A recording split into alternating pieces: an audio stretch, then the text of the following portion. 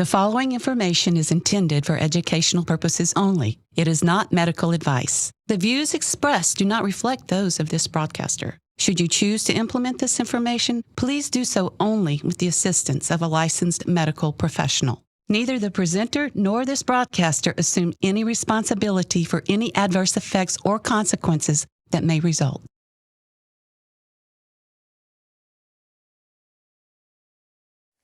Plant-based diets are revered for their ability to help your body protect itself and even reverse the symptoms of everything from the common cold to cancer.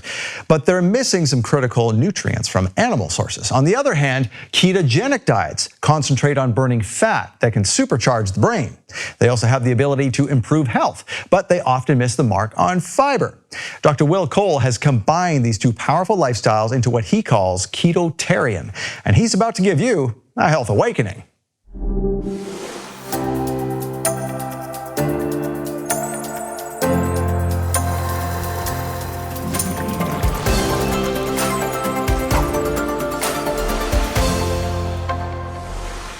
And welcome to the Health Awakening. I'm your host, Scott Laird. The ketogenic diet kickstarts your body's metabolism so it burns fat instead of sugar as its primary fuel. But most ketogenic plans are meat and dairy heavy, and that creates a host of other problems, especially for those who prefer plants at the center of their plate. But vegan and vegetarian diets are missing the mark too. So is there a way to balance both? Dr. Will Cole joins us today to explain what he calls the Ketotarian. Dr. Cole, welcome to the Health Awakening. Thanks for having me. I appreciate it. So Ketotarian is one of your foundational books. Why did you feel the need to write Ketotarian?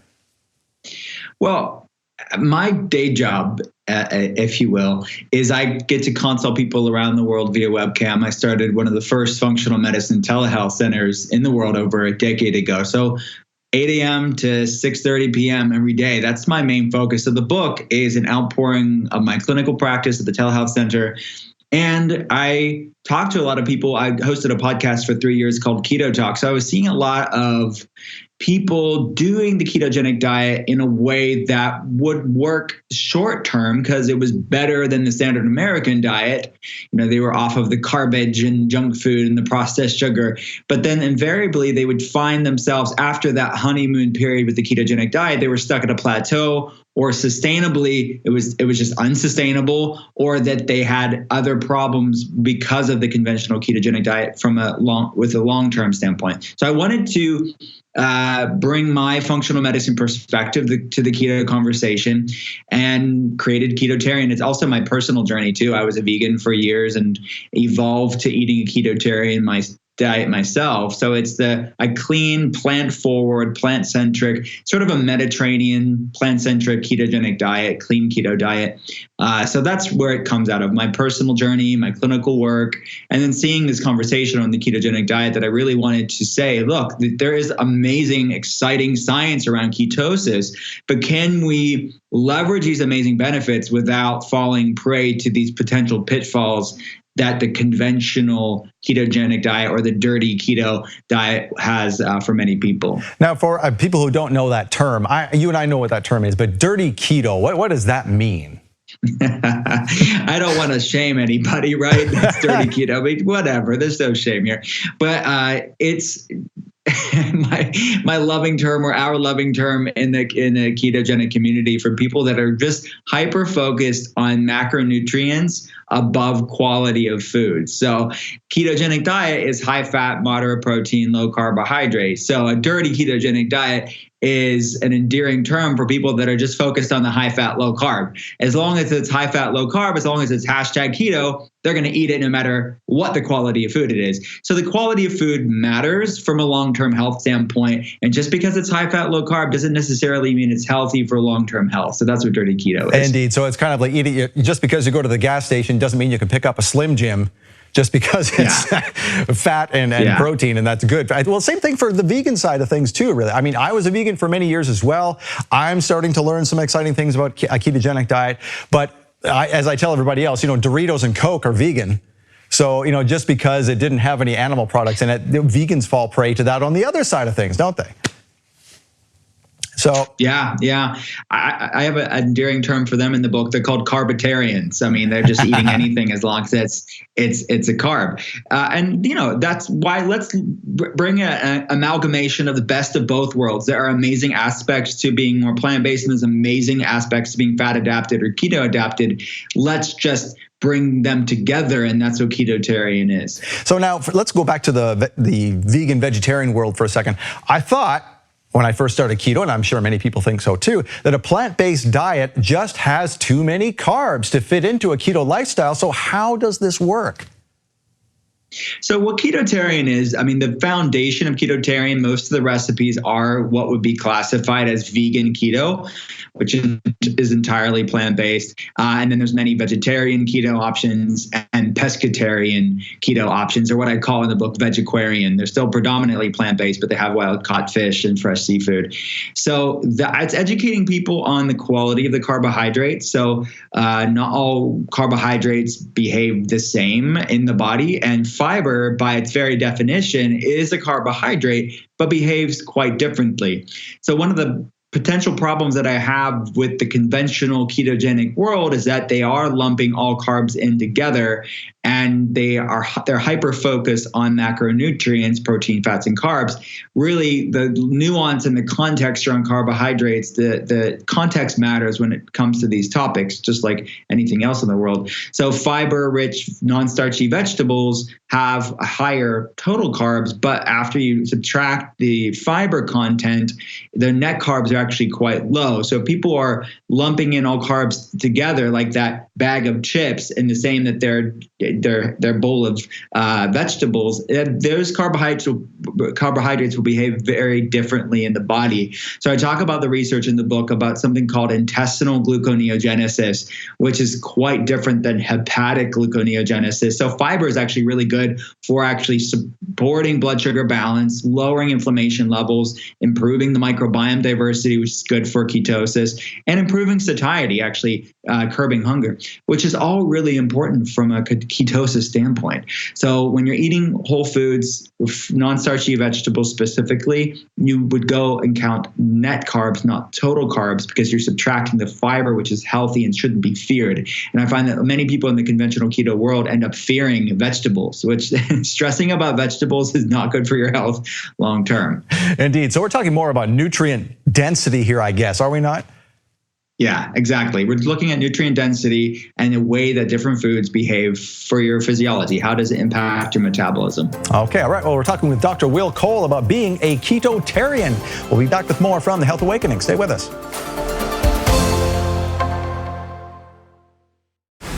New Testament believers look forward to the second coming, while Jews look forward to their first Messiah. With such different expectations, will both groups recognize him when he comes? They know without a question that this is not only the Messiah that the Christians and the Messianic Jews have been talking about, but they also recognize that it is Yehovah, God Almighty, their God. In The Sign of the Son of Man, Joel Richardson guides you through the Bible to weave a tapestry of clues that point to Yeshua as both the man resurrected and Yehovah who descends in a cloud. But the only way to watch it is to receive it as our gift. Donate a $50 love gift and we'll send you The Sign of the Son of Man with Joel Richardson on DVD or Blu-ray. Or for a donation of $100, we'll send you The Sign of the Son of Man, plus a hand-painted ceramic Kiddush cup with Creator of the Fruit of the Vine in Hebrew. Or as a special offer for a donation of $300, we'll send you The Sign of the Son of Man, the hand-painted ceramic Kiddush cup, and a beautiful work of art with the Hebrew phrase, "Pray for the Peace of Jerusalem." These are special gifts from Michael Rood to thank you for your support. Make your donation today and receive the $50 gift, the $100 gift, or the $300 gift. Remember, this offer ends June 30th and supplies are limited. Call now to receive your gifts. 888-766-3610. That's 888-766-3610. Or Get your gifts online at monthlylovegift.com.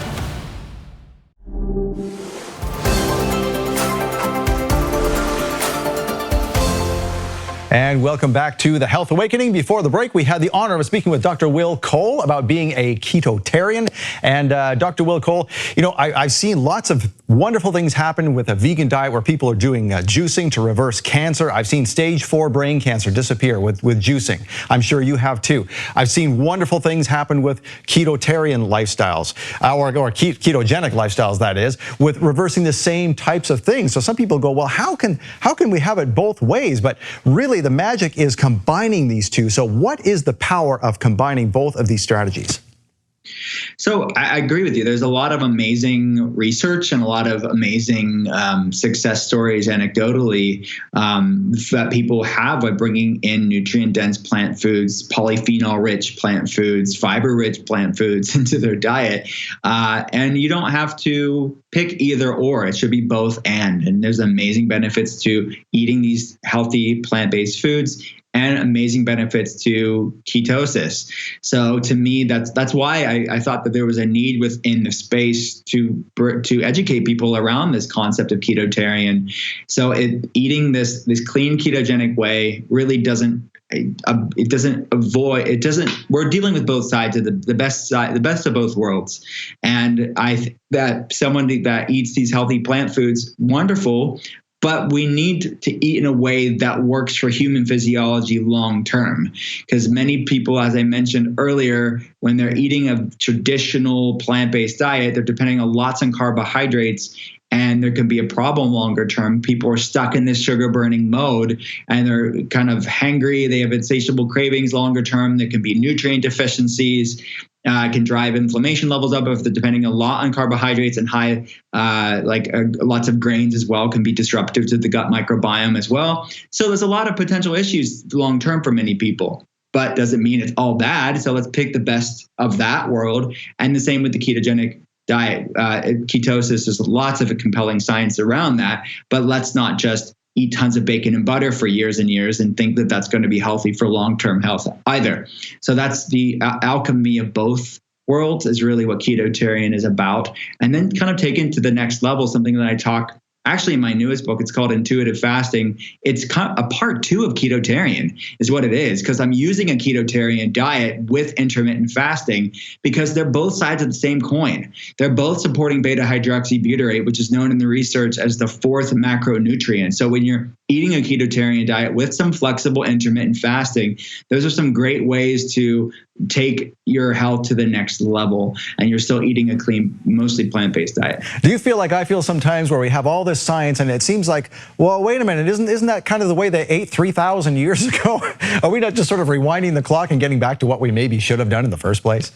That's how I feel all the time. People that are saying this is a fad and the rest of human history would laugh at us saying that today. It's like, it's all I'm doing is just reminding the human race today of our roots. It's just now we have research that's catching up with antiquity. Now we have the exciting randomized controlled trials and the exciting science around the mechanisms and the pathways and how these things are working in the human body. But humans would have done this for a long time. Fasting, ketosis would have been, it's actually encoded in our DNA, because from an ancestral health perspective, humans would have been in times of ketosis periodically throughout human history. And beyond just food scarcity, fasting and the ketogenic diet and this way of eating would have been used for very purposeful reasons as well. I mean, the state of ketosis and fasting has been used around the world as for healing purposes and spiritual purposes as well. Now, I mentioned earlier that I knew somebody who healed themselves of brain cancer with a vegan diet and lots of juicing and that kind of thing. But there's something special about ketones and the brain when it comes to a ketogenic diet. What is the mechanism there that is so special that makes ketones such a valuable source of fuel for the brain? Yeah, so we're actually all born as babies producing ketones. Babies need to produce ketones for proper brain development. And researchers estimate that our genes haven't changed in 10,000 years. So for 10,000 years, our genes remain relatively the same. But yet, look at what's going on. I mean, our world has changed very dramatically in a very finite period of time when you're putting that into context with 10,000 years of human history. So it's this genetic epigenetic mismatch, this chasm between our DNA and the world around us is really at the heart of why we're seeing, in part, all these growing different inflammatory health issues, chronic metabolic issues, type 2 diabetes, autoimmune conditions, mental health issues. These are all inflammatory in nature, largely because we forgot our roots and we're living out of alignment with what we've evolved with. So this is ketosis is something that's very ancestral. And by tapping into and decreasing that genetic, epigenetic, that evolutionary mismatch, we can start to be more in alignment with our biochemistry. And that's why the healing happens. That's what we start upregulating all these amazing pathways. So Paracelsus, one of the fathers of modern medicine, he was known as the father of toxicology, the Martin Luther of medicine, he was known as, because he was reforming medicine in the late 1400s, early 1500s in Switzerland. He called fasting, and that, again, fasting and ketogenic diet both increase beta-hydroxybutyrate, this ketone. They call fasting the physician within. And Paracelsus didn't have research to back it up. He just saw anecdotally that people got better. But now we have all the exciting science around ketones, which both the ketogenic diet and intermittent fasting increases ketones, which isn't just a way to burn fat. Most people, when they hear about the ketogenic diet, intermittent fasting, they're thinking about weight loss, which, yes, it does improve fat burning mechanisms, but beta-hydroxybutyrate, the ketone, is also an epigenetic modulator, meaning it does really cool things for our health. One of the things is the brain. It passes through the blood-brain barrier. It increases BDNF, brain-derived neurotropic factor, actually improving neurogenesis and neuroplasticity, making your brain more resilient and healing. It increases autophagy pathways, which helps with cellular recycling. It lowers neuroinflammation, these pathways called NF-kappa B and the NLRP3 inflammasome, which are high in a lot of people with anxiety and depression and brain fog. In the West, we like to separate mental health from physical health, but the reality is mental health is physical health. Our brain is part of our body, and we can't separate the two. And ketones are a great way to modulate healthy brain function. All right, excellent information, very exciting stuff. Dr. Will Cole, thank you for joining us on The Health Awakening. We'll be back with more. Stay with us.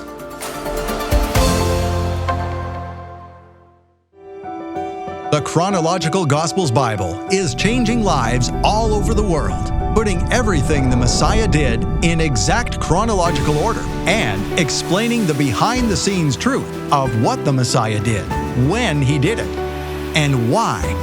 The timing of it all means everything.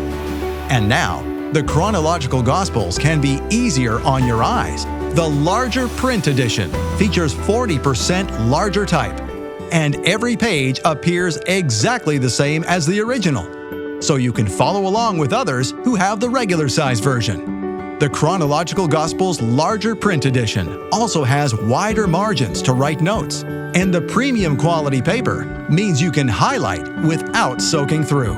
Plus, the larger print edition lies flat, so you can teach without having to hold the book open. The Chronological Gospels larger print edition is a big and beautiful coffee table book, measuring a full 12 inches tall and 9 inches wide. Study the Bible with clarity and ease. I love the size of this book. This is 9 by 12. The paper is perfect because it doesn't bleed through when I write on it. I can mark it up, and I always make notes in all my Bibles. Everything is the same place as it is on the smaller version, and I can just stand back and I can teach from it, and it's the perfect size. I pray thee, of whom speaks this prophet? Order the Chronological Gospels larger print edition by phone or online. You'll get 40% larger type than the original. Call 800-788-7887. That's 800-788-7887. Or get the Chronological Gospels Bible larger print edition online at aroodawakening.tv/large.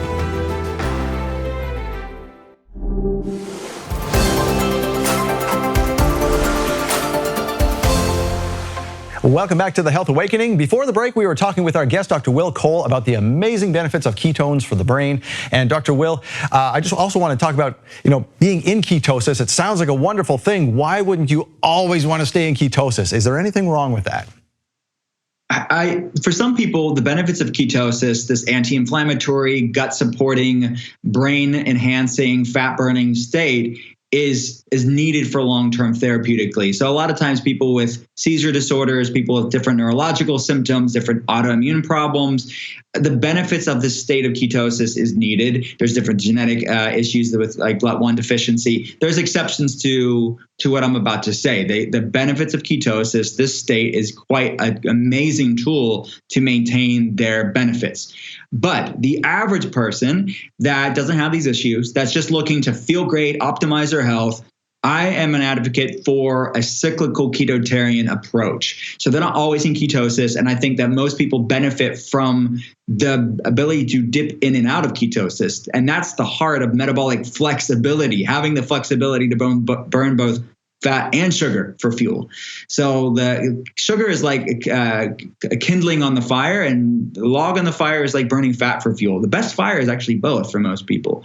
So I recommend going in and out of ketosis either weekly, monthly. Some people do it seasonally, like around the different months of the year. In the winter, maybe be more in ketosis. In the summer, eating fresh fruits and tubers. That's an ancestral health perspective there. And then some women do it around their menstrual cycle too. They'll increase their clean carbs around the period and around ovulation to support progesterone function, but then they're in ketosis or at least lower carb the other times of the year. So I think that is good for long-term health for hormones and supporting gut microbiome diversity. Okay, now we've talked about diet and we've talked about fasting, so two kind of the same things, but what part do you think exercise plays in this? I always tell people, you know what, if you want the best of all worlds, you have to increase motion. What are your thoughts on that?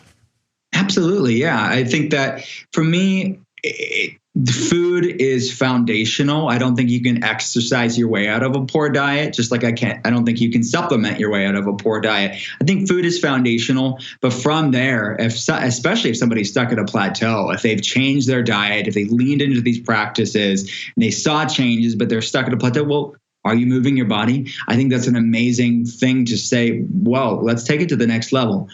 Sitting research it hit the headlines a couple years ago, but it's definitely true when you look at the studies that sitting is the new smoking. People that are sedentary can increase risk factors for chronic health problems just like smoking can. So we need to be moving our body. It doesn't have to be anything super intense, just getting out and walking, moving your body, stretching.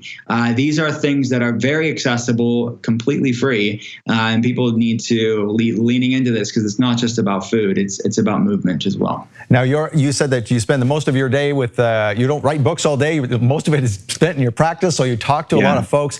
I'm sure a lot of people come to you and say, Dr. Will, I'm falling off the wagon. What are some tips and tricks to help us stay on track with the ketotarian lifestyle? Well, I think getting your head and your heart on why you're doing these things is really important.